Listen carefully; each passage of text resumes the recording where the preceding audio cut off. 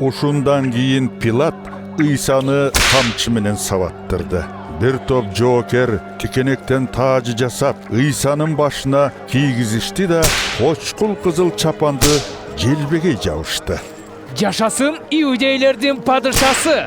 Деп алдына тура калып, шылдыңдашып, аны жаакка чапкылашты.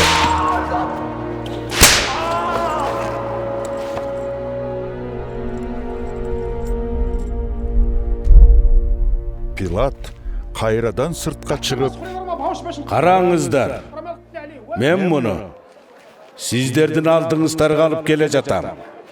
Мен мындан эч кандай күнөө таба албадым. Ошону билип коюңуздар, dedi.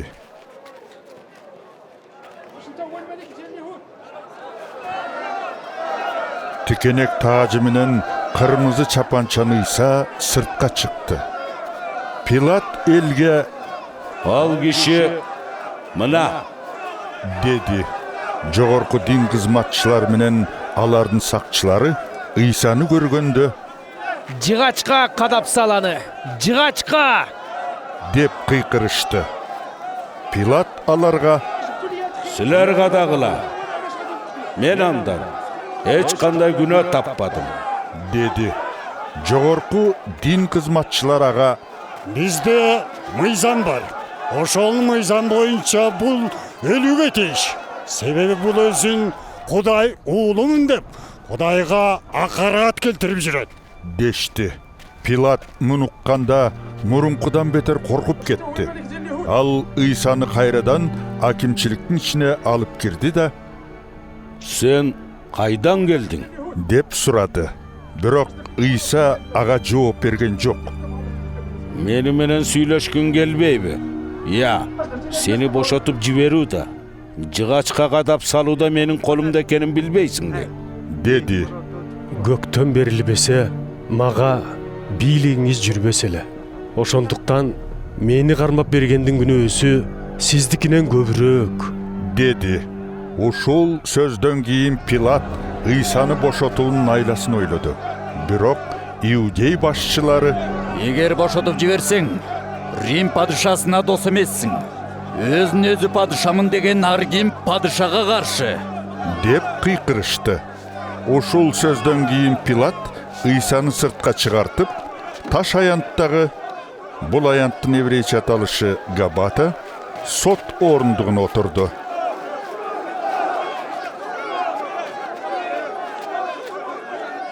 Бул куткарылуу майрамынан бир күн мурда түшкө маал болгон эле.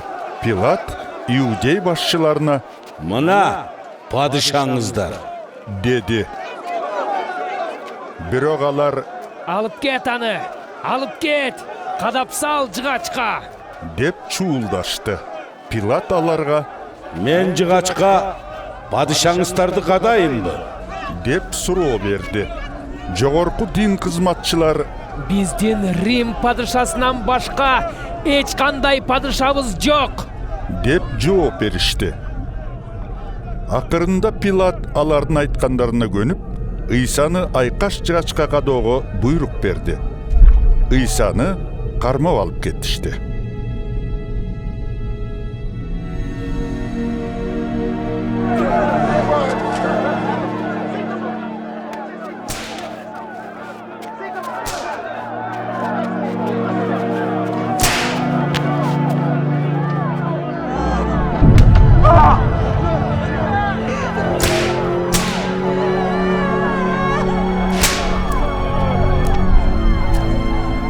Ал өз айкаш жыгачын өзү көтөрүп шаардан чыкты да баш сөөк жайы деген жерге карай бет алды. Бул жердин еврейче аталышы Голгота.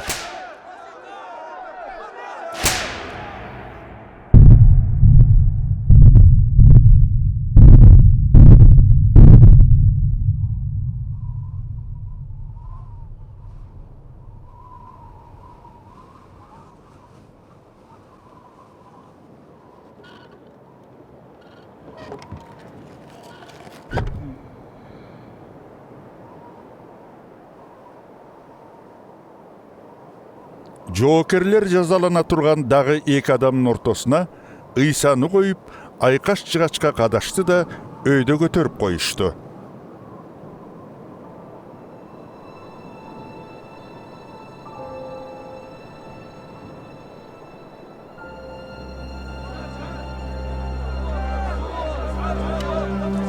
Пилат такта жасаттырып, айкаш жыгаштын өйдө жагына бекиттирди. Тактада бул Назареттик Ыйса, иудейлердин падышасы деген жазуу бар эле. Муну көптөгөн адамдар окушту.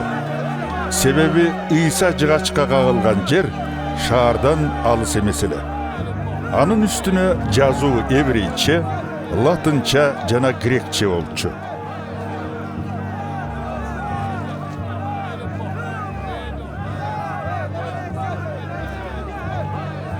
Жогорку дин кызматчылары Пилатка келип, мындай дешти. Иудейлердин падышасы эмес. Мына бу иудейлердин падышасымын деди деп жазыңыз. Пилат ага: Бетте, мен жазарымды жазып койдум. деп жооп берди. Жоокерлер Ыйсаны жыгачка кадагандан кийин анын сырт кийимин төрткө бөлүп алышты. Көйнөгүн да алышты. Көйнөк башынан аягына чейин токулуп жасалган эле. Андыктан алар бири-бирине: Муну айырбастан чучу кулак кармашып кимге тиерин билелик дешти. Ыйык жазууда: Кийимимди бөлүп өз ара чүчү кулак кармап жатышат деп айтылган үчүн алар ушундай кылышкан эле.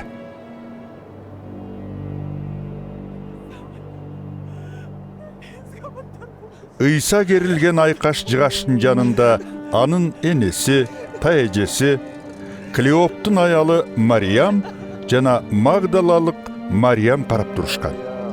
Ыйса энеси менен анын жанында турган, өзгөчө жакшы көргөн шакиртин көргөндө энесине: Эми мына бу сиздин балаңыз болсун деди.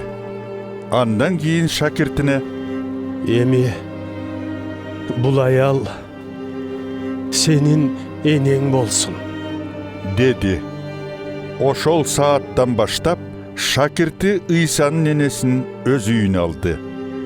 Ыйса бардык тийиштүү нерселердин ордуна келгенин билип, ыйык жазуудагы сөздүн ырасталышы үчүн суусадым деди.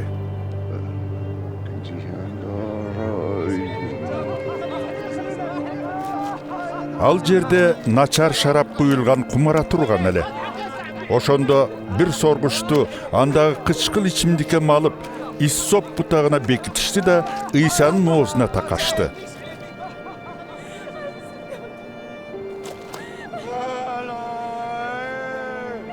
Ыйса аны татып көрүп: аткарылды деди да башы шылк этип жан берди.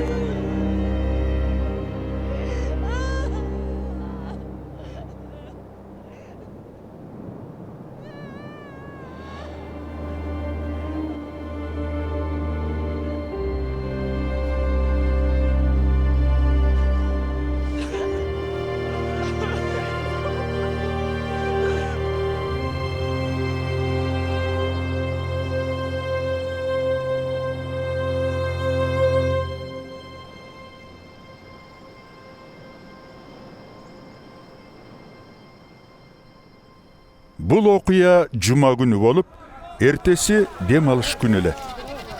Иудей башчылары айкаш жыгачка кадалгандардын сөөктөрү дем алыш күнү жыгаштарда илинген бойдон калышын каалашпады. Ошондуктан Пилатка барышып, алардын шыйрактарын сындыра чаап, сөөктөрүн жыгаштан түшүрүп, алып таштоосун суранышты. Ошентип жас оолдор келишти да Ыйса менен бирге кадалган эки кишинин шыйрактарын сындыра чабышты.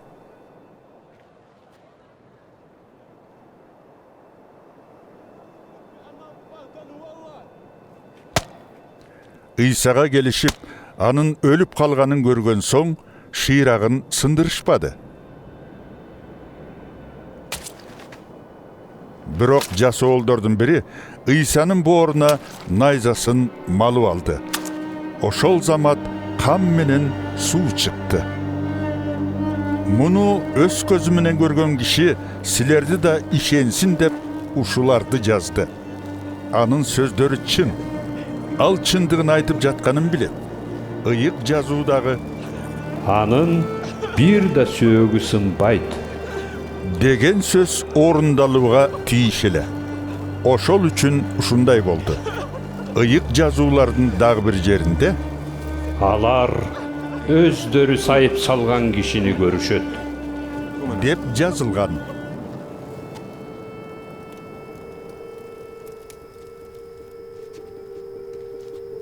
Мындан кийин Ариматиялык Жусуп деген киши Пилатка барды. Ал Ыйсанын шакирти болгону менен мунусун иудей башчыларынан жашырып жүргөн болчу. Эми ал Пилаттан Ыйсанын сөөгүн көргө коюу үчүн алып кетүүгө уруксат берүүсүн суранды. Пилат макулдугун бергенде, Жусуп барып сөөктү алып кетти. Мурда бир жолу Ыйсага түн ичинде келип кеткен Никодим да маркумга сүйкөй турган мүр чайыр менен алой майынын 100 кадактай аралашмасын алып, ушул жерге келди.